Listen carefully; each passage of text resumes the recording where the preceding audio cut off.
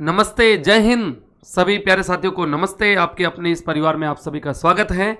आज हम आप लोग को समास लेकर के उपस्थित हुए हैं आपके सामने, और ये मात्र 5 मिनट में, देखिएगा ध्यान से, मात्र 5 मिनट में आप लोग को समास का टॉपिक खत्म हो जाएगा, बहुत ही ट्रिक, बहुत ही खूबसूरत ट्रिक के साथ। ठीक है, आपको मैं बता दूं कि आप लोग चाहे जोन पेपर दो, उत्तर प्रदेश पुलिस, यूपीएसआई, चाहे जोन पेपर दो, मात्र 5 मिनट। कितना मिनट? 5 मिनट, तुरंत खत्म समास। अगर वीडियो को अच्छा लगे ना तो इसको लाइक खूब दबा के करिएगा और इसको खूब दबा के शेयर करिएगा। ठीक, 5 मिनट, बस मात्र 5 मिनट। देखिए, समास की अगर हम बात करें तो समास का जो शाब्दिक अर्थ होता है ना, समास का शाब्दिक अर्थ होता है संक्षिप्त। समास का शाब्दिक अर्थ क्या होता है? संक्षिप्त या संक्षेप। समास का शाब्दिक अर्थ संक्षिप्त या संक्षेप।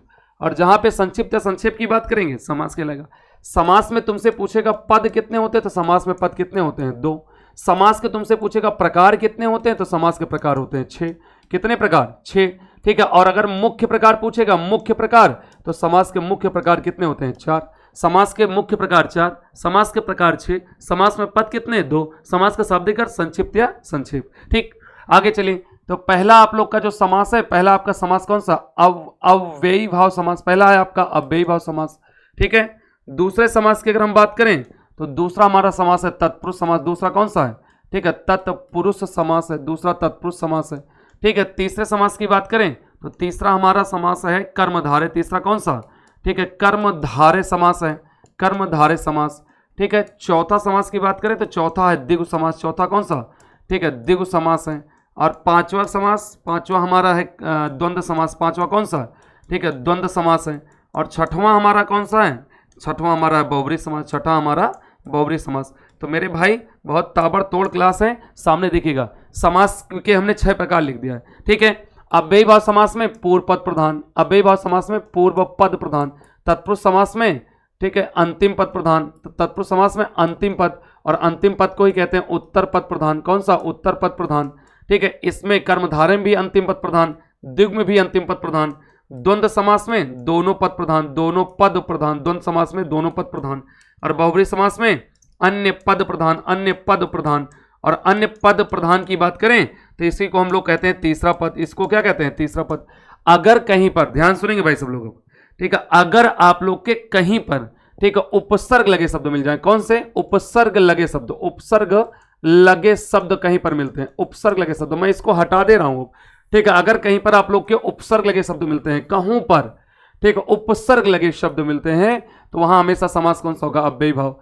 ठीक है, अगर दोनों पदों में एक समान शब्द मिलते हैं, एक समान शब्द, तो समास कौन सा? अव्ययी भाव।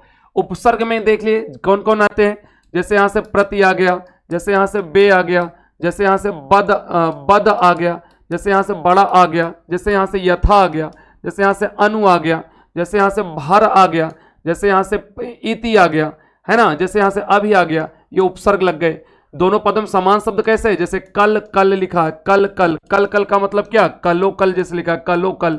अब यहां देखिए, कल प्लस कल, दोनों पदों में क्या है? एक समान शब्द है। समास अव्ययी भाव ठोक दीजिए। ठीक, अब जैसे लिखा है प्रत्येक, क्या लिखा? प्रत्येक, यहां उपसर्ग कौन सा? प्रति। जैसे लिखा है बेशर्म, क्या लिखा है? बेशर्म, यहां उपसर्ग कौन सा? बे। ठीक है, आ जाओ तत्पुरुष समास। अव्ययी भाव समास समाप्त। तत्पुरुष समास देखिए, अगर किसी भी शब्द का विग्रह को में, से में, है ना, से अलग होने के अर्थ में, ये अलग वाला है। ठीक है, आगे के लिए में, किसमें? के लिए में। ठीक है, आगे का, की, और के में, और में पर, अगर किसी भी शब्द का विग्रह इनमें से होता है, समास हमेशा तत्पुरुष होगा। अगर किसी भी शब्द का विग्रह इन रूप चिन्ह से होता है तो समास तत्पुरुष। जैसे यहां लिखा राजभवन, अब इसको तोड़ोगे तो राजा का भवन, राजा का भवन, राजा का भवन। अब यहां से का आ गया। अब जैसे रसोई घर, क्या? रसोई घर, अब इसको तोड़ोगे तो रसोई के लिए, यहां से के लिए होगा, रसोई के लिए घर, रसोई के लिए घर हो जाएगा। ये आप लोग का तत्पुरुष समास हो गया। चलिए, कर्मधारय में अगर किसी भी शब्द विशेषण विशेष की बात करेगा, विशेषण विशेष की बात करेगा, विशेषण विशेष की, वहां हमेशा समास कौन सा होगा? कर्मधारय। विशेषण विशेष से कर्मधारय मारिएगा। ठीक है, और इसी के अंतर्गत उपमान, उपमेय और उपमान भी आता है, उपमेय और उपमान भी आता है, तो उसे हम कर्मधारय समास कहेंगे। क्या कहेंगे मेरे भाई? कर्मधारय, कहीं पर भी उपमेय उपमान। अब जैसे यहां से उदाहरण के लिए कहा गया काला घोड़ा, क्या कहा गया? काला घोड़ा। अब बताओ घोड़े की विशेषता क्या है? काला। ये विशेषण है कि नहीं है? जैसे कहते हैं सुंदर लड़का, सुंदर लड़का। अब बताओ लड़का की विशेषता क्या है? सुंदर है। उपमेय उपमान की बात करें, हम इसको भी अब हटा भी देंगे। उपमेय उपमान की बात करें तो उपमेय उपमान में जैसे आता है मृग नयनी, क्या? मृग नयनी, मृग के समान नयन, जैसे चरण कमल, कमल के समान चरण, चंद्र मुख, चंद्र के समान मुख, लौह पुरुष, लौह पुरुष, लोहे के समान पुरुष, ये उपमेय उपमान। ठीक है। द्विगु समास में जिस समास का पूर्व पद संख्यावाची हो, क्या हो? संख्या। जैसे लिखा गया चौराहा, जैसे लिखा गया सप्ताह, जिस समास का पूर्व पद संख्यावाची उसे द्विगु। द्वंद्व समास में शब्द आएंगे और उसी शब्द का विलोम आएगा, क्या आएगा? विलोम आएगा। शब्द और विलोम जहां मिलते हैं द्वंद्व समास मार दीजिएगा। अगर शब्द और विलोम न भी मिले ना, विलोम ना भी मिले ना, तब भी गलत मत करिएगा, सही करिएगा। कहा है इसकी? जहां पे दोनों पद एक दूसरे पर निर्भर करें, निर्भर का मतलब जानत हो, ठीक है, एक दूसरे पर आश्रित हो, आश्रित का मतलब जानत हो, द्वंद्व समास। ठीक है। अब जैसे विलोम समझो, जैसे लिखा है रात, रात का विलोम क्या? दिन। जैसे लिखा है सुबह, सुबह का विलोम क्या? शाम। जैसे लिखा है माता, माता का विलोम क्या? अहोरात्रि, अहो अहन का मतलब दिन, ठीक है ना। न्यूनाधिक, न्यून प्लस अधिक, ठीक है। धर्माधर्म, धर्म प्लस अधर्म, देवासुर, देव प्लस असुर, ये द्वंद्व समास है।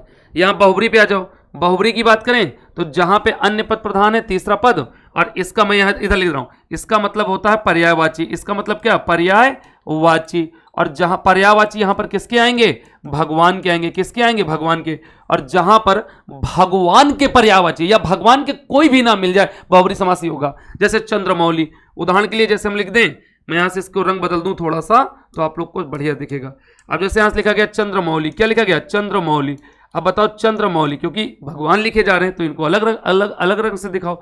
चंद्रमौली। अब चंद्रमौली लिखा गया, जैसे लिखा गया दशानन, क्या लिखा गया? दशानन, ठीक है, ये रावण का पर्याय। चक्रपाणी, गदापाणी, ये रावण का पर्यायवाची बहुब्री समास। ठीक है।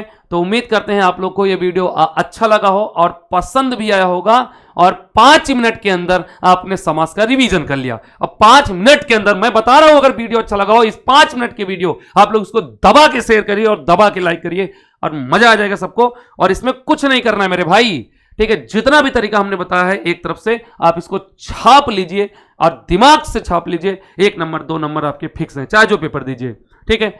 बस इतना ध्यान रखिएगा, ठीक। तो अगर वीडियो अच्छा लगा हो शेयर करिए, लाइक करिए। सभी को जय हिंद, नमस्ते।